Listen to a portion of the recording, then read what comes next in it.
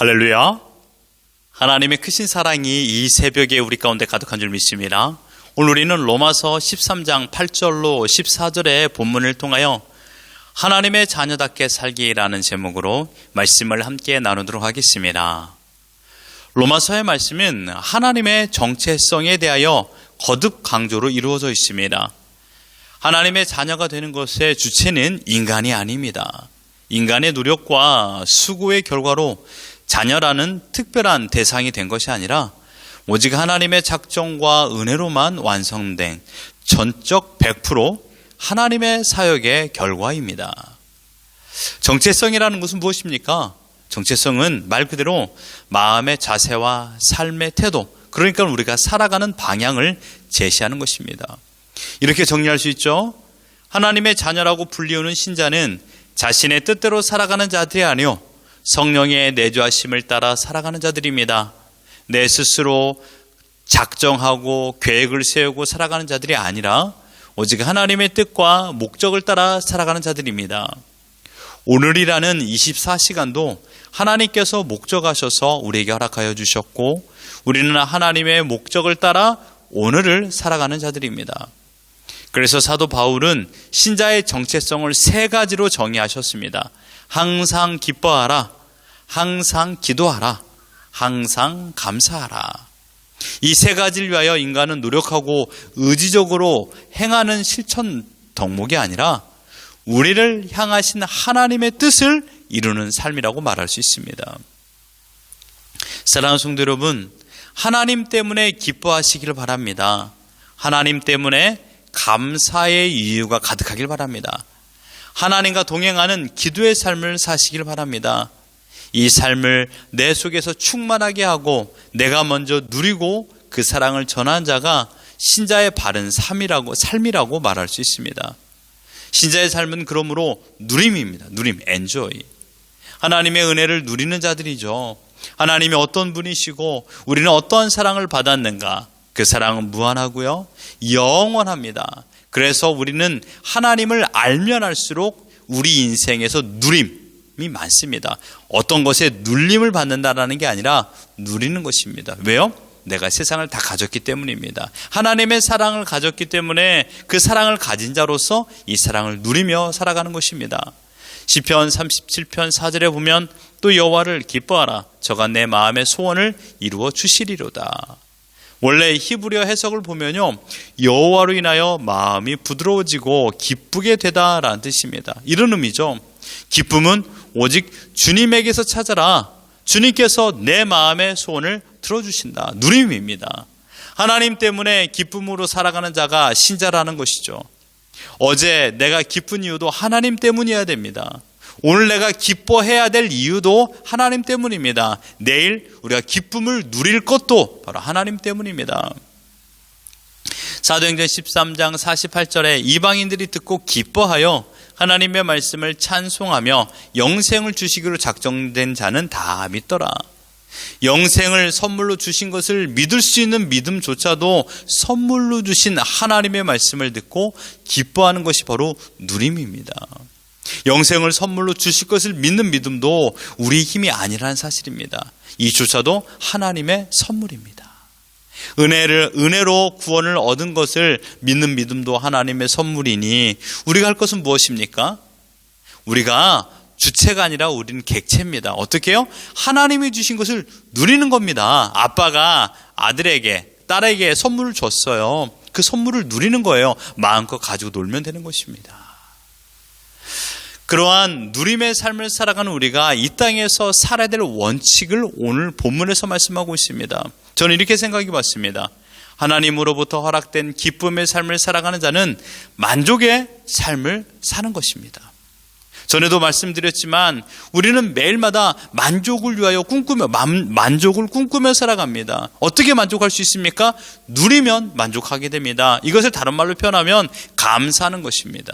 감사하고 기뻐하면 누리게 되는 것이고 그 누림이 바로 만족이라는 것입니다. 왜 우리가 만족을 누리며 살까요? 하나님으로부터 충분한 사랑을 공급받았기 때문입니다. 그 사랑으로 말미암아 우리가 사는 충분한 이유가 되기 때문입니다. 여러분 기억하십시오. 우리가 하나님께서 주신 사랑을 받았어요. 이 사랑은 부족함이 없어요. 그런데 우리는 항상 부족하다라고 생각합니다. 그것은 인간의 착각입니다.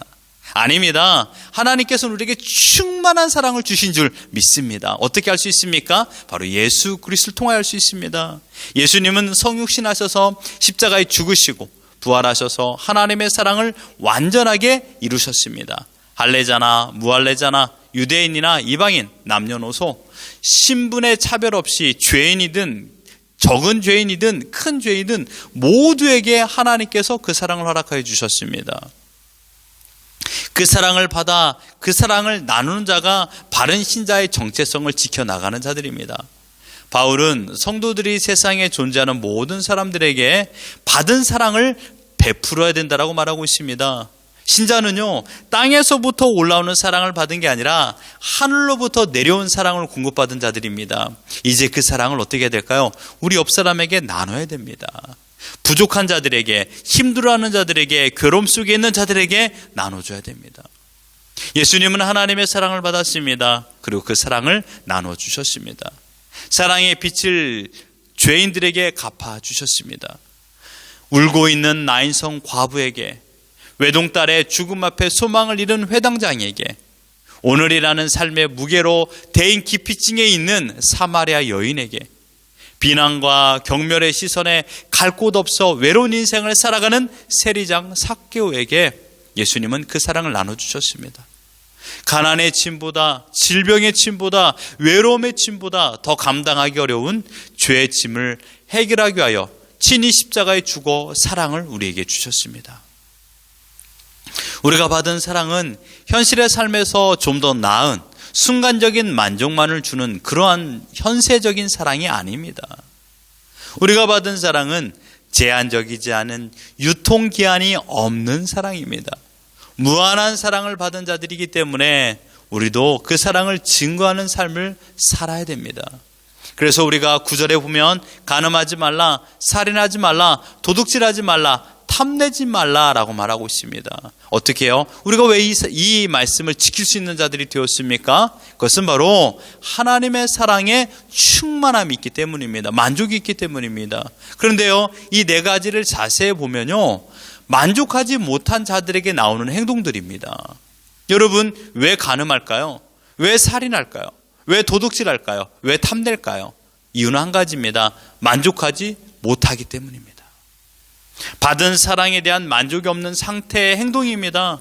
여러분, 사실 간음하기가 쉽습니까? 안 하기가 쉽습니까? 살인하기가 쉽습니까? 안 하는 것이 쉽습니까?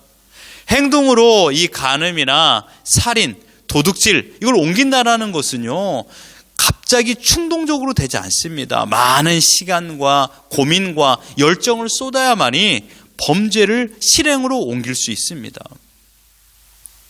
그러나 주님은 우리의 죄성을 아시고 말씀하십니다.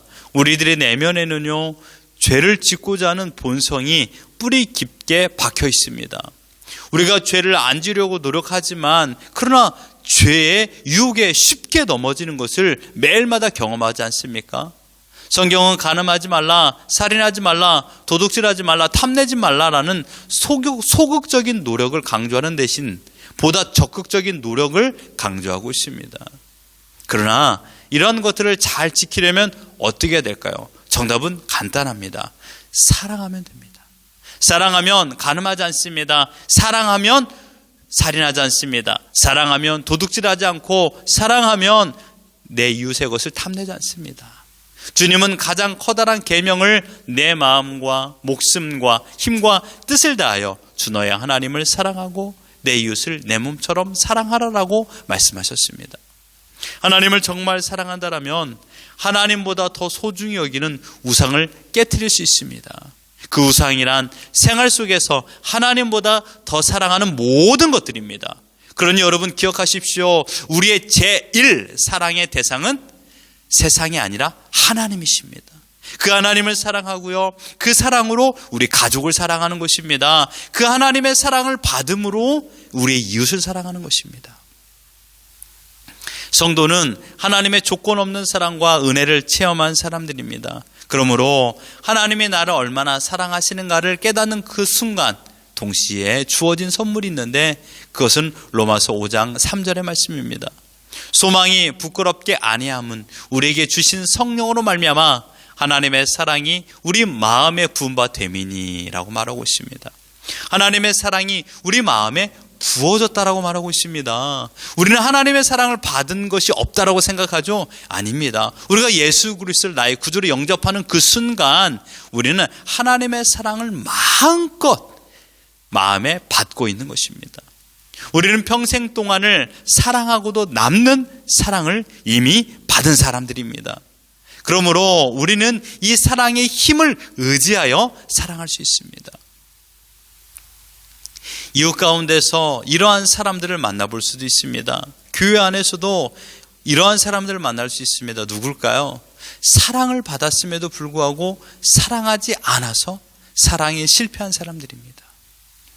사랑의 율법의 완성이라면, 그리고 냉혹한 이 시대를 살아가는 여러분과 저를 향한 준엄한 명령이라면, 사랑하는 여러분들은 사랑하기 어려운 이웃을 향하여 구체적으로 오늘도 사랑하고 있는지, 사랑을 실천하고 있는지 돌이켜봐야 됩니다.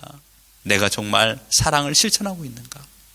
이것이 사회를 향한 저와 여러분의 의무임을, 정체성임을 다시 한번 생각해 보길 바랍니다. 하나님이 주신 사랑으로 만족하지 못한 자들의 행동 양식이 오늘 본문에서 다시 한번 설명됩니다. 13절을 보십시오. 단정히 행하지 않습니다. 방탕한 삶을 살아갑니다. 술 취한 삶을 살아갑니다. 음란한 삶을 살아갑니다. 호색하는 삶을 살아가고요. 다투는 삶을 살아가며 시기하는 삶을 살아갑니다. 이유는 간단합니다. 만족하지 못하기 때문입니다. 자신이 사랑을 받았다라고 생각하지 못하기 때문입니다. 사랑하는 성도 여러분, 하나님의 주권을 인정하여 지금의 형편을 감사함으로 받아들인다라면 우리는 결코 다투는 삶, 시기하는 삶, 호색하는 삶, 음란한 삶, 술 취하는 삶을 살지 않습니다. 하나님이 아닌 다른 것으로 만족을 바라는 음란한 삶을 우리는 살지 않는다라는 것입니다. 여러분의 감정을 술로 다스리지도 않습니다. 지금 여러분의 생각대로 되어지지 않는 일들이 많다라고 생각합니다. 그 일을 행하시는 하나님의 주권을 생각해 보십시오. 우리의 걸음을 인도하시는 분은 나의 계획과 나의 생각이 아닙니다. 하나님의 뜻과 목적과 계획이 있어서 우리의 걸음이 인도되는 것입니다. 그 일을 진행하시는 하나님의 뜻대로 받아들인다라면 하나님의 사랑 하나만으로도 우리는 충분히 만족할 수 있습니다. 우리는 주 예수 그리스도로 옷 입은 자들입니다. 어둠의 옷을 입은 존재가 아닙니다. 예전에는 어둠의 옷을 입었었죠. 그래서 그 옷으로 나의 더러움을 감추려고만 했습니다. 하지만 그 옷은 결코 우리의 어둠을 감출 수가 없습니다. 더러움을 감출 수가 없습니다. 더 악한 모습으로 보일 뿐입니다. 그러나 예수 그리스도를 나의 구주로 영접한 순간 빛의 옷을 하나님으로부터 부여받아 입게 되었습니다. 예수 그리스도 자신이 우리의 옷입니다. 나를 보호하고 나를 지켜주고 나의 더러운 모든 것을 가리워주는 그 옷, 어떻게 해요? 예수 그리스도로 옷 입은 우리들입니다. 여러분이 생각하시는 예수님은 어떤 분이십니까? 예수 그리스도는 사랑이십니까? 예수 그리스도는 생명이십니까? 예수 그리스도는 하나님의 아들이십니까? 지금 여러분이 생각하는 그 예수님으로 여러분들은 옷을 입고 있습니다. 여러분들이 예수님을 향하여 원망하고 불평하고 있다라면 원망과 불평의 옷을 입고 있는 것입니다. 예수님께서 나의 기쁨이요 나의 감사의 제목이라면 기쁨과 감사의 옷을 입고 있는 것입니다. 그러므로 여러분 헛되고 악하게 옷 입지 마시고 오직 예수 그리스도의 거룩한 옷을 입으시고 그 옷을 지키는 것입니다. 그 옷의 이름, 그 옷의 상표는 예수 그리스도입니다. 부패한 인간성의 강력함은 예수로 옷 입힌 나를 시기하게 하거나 다투게 하여 사랑으로 사랑을 증거하지 못하게 합니다. 그러니 여러분 매일마다 우리 자신을 돌이켜보며 나의 악함을 회개하셔야만 합니다. 성 어거스틴은 로마서 13장 13절을 말씀을 듣고 회심하여 주 앞에 돌아왔습니다. 하나님의 사랑과 반대되는 옷을 입고 살았던 인생에서 예수 그리스도로 옷 입고 새 사람이 되어 살았습니다. 그리고 육신의 일을 꿈꾸지 않았습니다. 여러분을 어둡게 하여 만족을 누리지 못하게 만드는 생각의 틀에서, 그런 정체성에서 깨어나십시오. 육신이 말한 대로, 즉 부패한 인간성이 말한 대로 행하지 마시고 하나님의 자녀답게 살아야 됩니다.